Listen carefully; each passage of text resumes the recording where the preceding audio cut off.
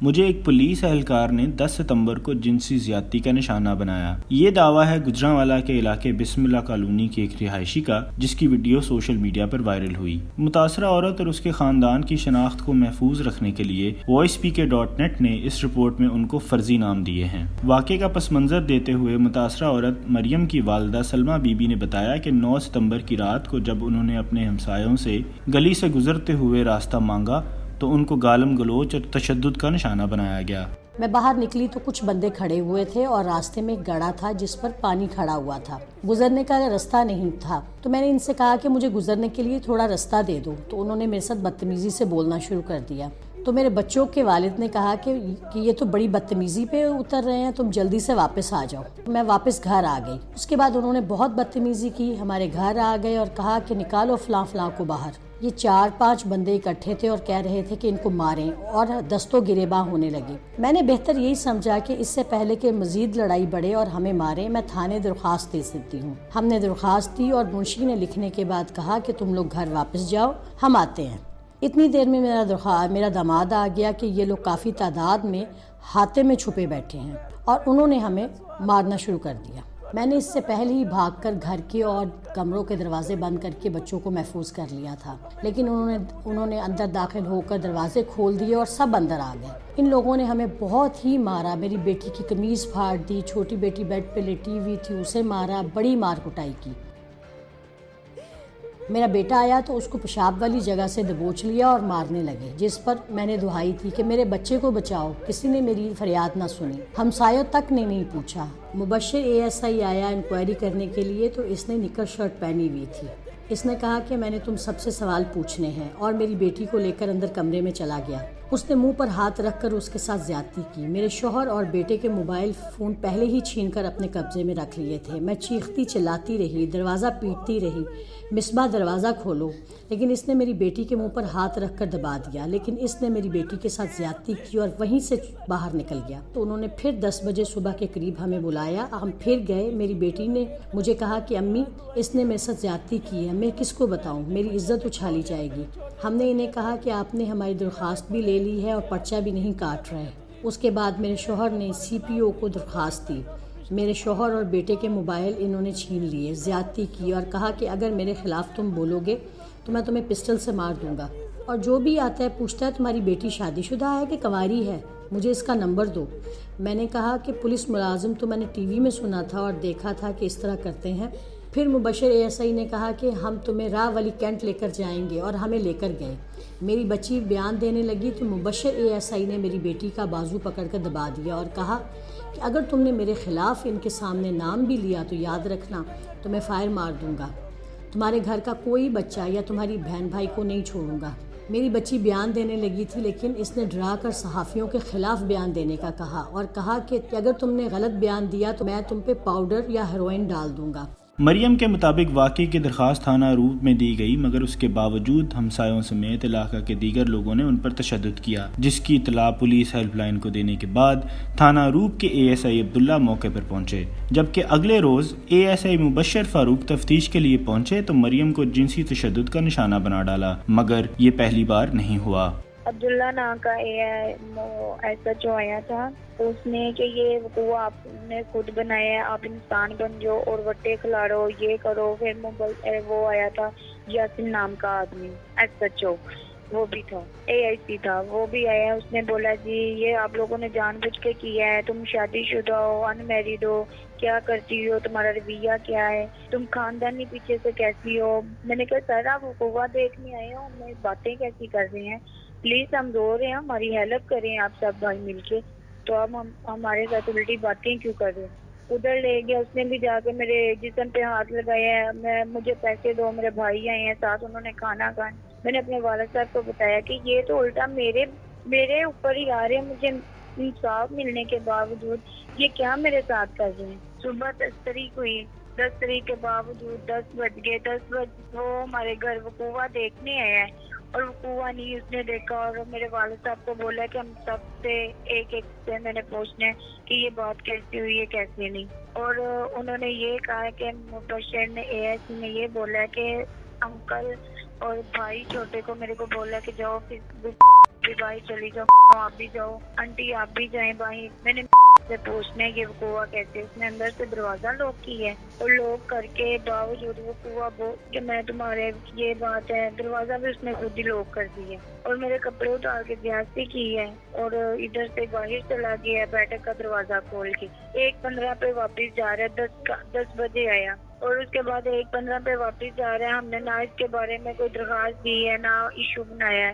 ہم ڈپٹی کے پاس, اس نے بولا کہ آپ کی انکوائری ہے ادھر جانا ہے. جی ہم نے بولا جی ٹھیک ہے, اور 4 بجے اس نے بولا کہ آپ نے میرے پاس بھی آنا ہے اور حاضر ہونی چاہیے میرے دفتر میں. ہم ادھر گئے, اس نے بولا کہ میں نے جو بھی تیرے ساتھ زیادتی کی ہے پلیز کسی کو نہیں بتانا, اور کسی کو بتایا تو یہ یاد رکھنا میں نے تیرے گھر میں پاؤڈر پھینک کے اور تیرے والد صاحب کو, بھائی کو پکڑ کے ہاتھ کڑی لگا کے جیل میں بھیج دینا, تیری والدہ کو یہاں تجھے مار ڈالوں گا. میں نے بولا جی میں کسی کو نہیں بتاتی. اور ادھر انکوائری کے لیے جا رہے ہیں ہم, میڈیا والوں کو بات بتائیے کہ بھائی ہماری ہیلپ کرو, مبشر ایسی نے ہمارے گھر بھر کے اور میرے ساتھ کپڑے اتار کے میرے ساتھ زیادتی کی ہے, پلیز بھائی میری مدد کرو. ڈپٹی نہیں وہاں تھے اور مبشر ایسی کو پتا چلا کہ مصباح ساتھ آئی. اس نے میرا بازو پکڑ کے مجھے بولا کہ اگر تم نے میری ورزی اتارنے کی کوشش یہاں ڈپٹی کو بتایا, یہ یاد رکھنا پھر بھی میں نے جو تمہیں بیان دیے ہیں پاؤڈر کے وہ تیرے گھر میں پھینک دوں گا. اور میں ڈرتے ڈرتے میڈیا کے خلاف ہوگی کہ میڈیا جھوٹی ہے, اس نے مبشر ایسی کے بارے میں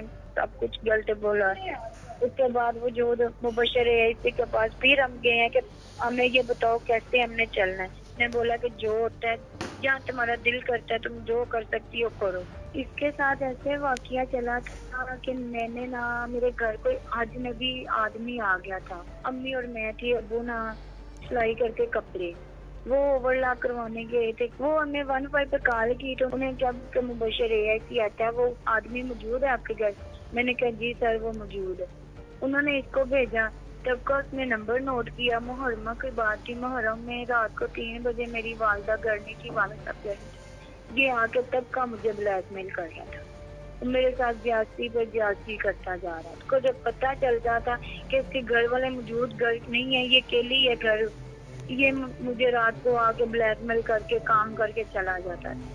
گجرانوالہ پولیس کے مطابق متاثرہ خاندان کی تمام شکایات درج کر لی گئی ہیں اور ان پر تشدد کرنے والے 4 ملزمان جو کہ ان کے ہمسائے ہیں ان کو گرفتار کر لیا گیا ہے, جبکہ جنسی تشدد کے مقدمے کے مرکزی ملزم ASI مبشر فاروق پر بھی مقدمہ درج ہو چکا ہے, پر فی الوقت وہ 3 اکتوبر تک عبوری ضمانت پر رہا ہیں اور انہوں نے میڈیا سے بات کرنے سے انکار کر دیا ہے. جنسی زیادتی کے الزام کی تحقیقات کرنے کے لیے واقعے سے 10 روز بعد موقع سے فورینزک شواہد اور DNA سیمپلز اکٹھے کیے گئے, مگر فورینزکس ٹیم نے پولیس کو یہ اعتراض لگا کر شواہد واپس کر دیے کہ یہ کام واقعے سے 5 سے 7 دن کے اندر اندر ہونا چاہیے. تو دوسری جانب DH کی گجرانوالہ کی ڈاکٹر ممونہ بخاری کو متاثرہ عورت کا طبی معائنہ کرنے پر جنسی تشدد کے شواہد یا نشانات بھی نہیں مل سکے. مریم کے والد شاہد کا کہنا ہے کہ بہت سے صحافی ان سے بات کرنے کے لیے آ رہے ہیں مگر الٹے سیدھے سوال پوچھ کر ان کی کردار کشی اور دل آزاری بھی کی جا رہی ہے. تو دوسری جانب اہل علاقہ نے بھی ان کی ناک میں دم کر رکھا ہے.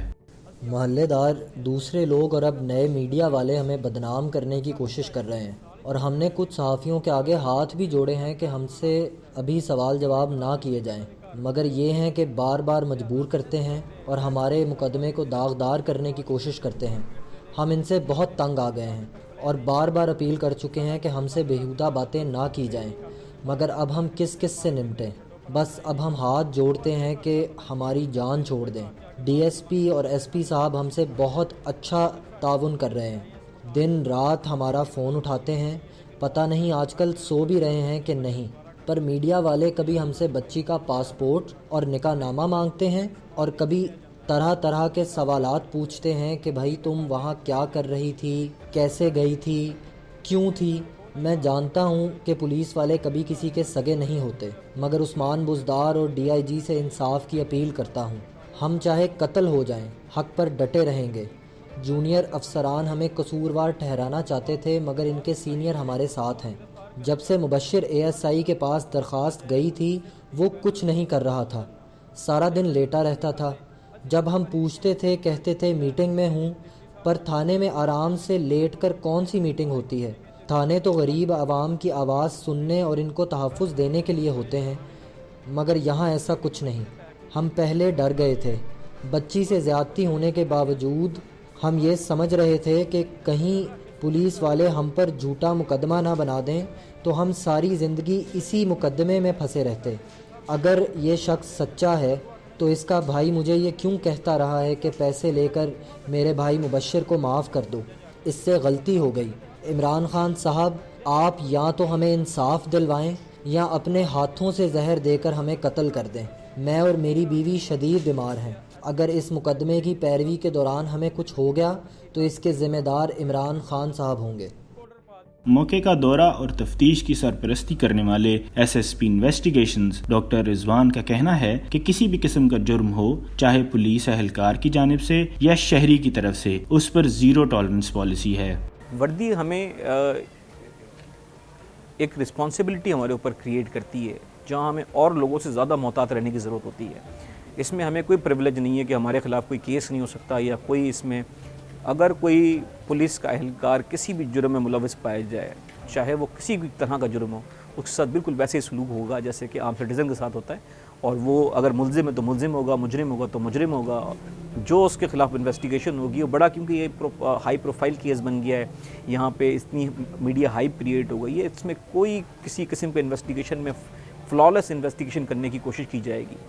कोई चीज़ अगर गलत हो गई है किसी जगह के ऊपर तो उसको इन्वेस्टिगेशन से रीडू किया जाएगा, बेहतर तरीके से की जाएगी। कोई साइंसी टेक्निक ऐसी नहीं है जो अवेलेबल हो और वो हम उसको यूज़ ना करें, चाहे वो साइंसी हो, चाहे वो मटेरियल एविडेंस हो, चाहे वो सर्कमस्टेंशियल एविडेंस हो, चाहे वो लोगों के बयानात हों, हर तरह की चीज़ को सामने लेके आ जाएगा। बड़ा थॉरो इन्वेस्टिगेशन की जाएगी।